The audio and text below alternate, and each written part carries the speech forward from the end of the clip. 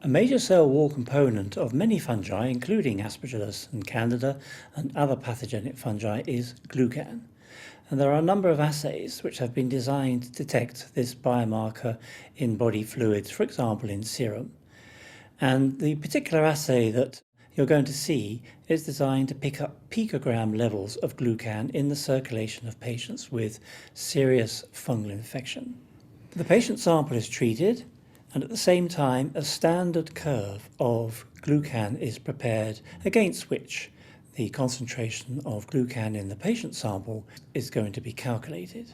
The test is incubated for 5 to 10 minutes, and after which the results can be analysed and interpreted, and the result can then be relayed to the clinician. One of the powerful attributes of this particular assay is that it has a very high negative predictive value. And if a patient consistently has negative results, the possibility of an invasive fungal infection can virtually be ruled out.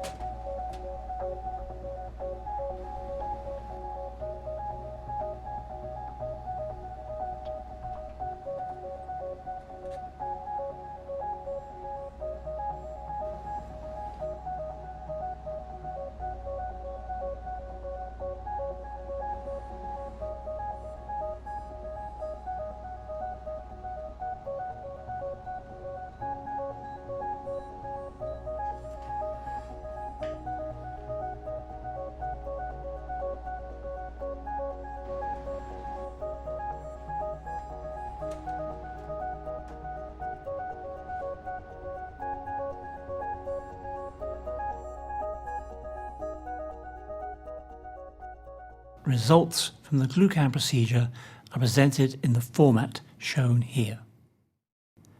This page shows the well filling pattern when this test was set up. This page shows us the concentrations that were used for preparing the standard curve. Here we can see the individual glucan concentrations for the patient samples that were run in this assay. Here we can see the standard curve, a very linear standard curve for the 5 concentrations of glucan that were incorporated into this assay. Using this particular glucan test, values greater than 80 picograms per mil are interpreted as positive. Glucan values of less than 60 picograms per mil are interpreted as negative results. Values from 60 to 79 picograms per mil are interpreted as indeterminate results and suggest a possible fungal infection. Additional sampling is recommended. Some final comments on the glucan test. It provides a presumptive diagnosis but of course should be used in conjunction with other diagnostic procedures. Doesn't detect certain pathogenic fungi, for example Cryptococcus or agents of mucormycosis. One of the key features of this test, it has a very high negative predictive value.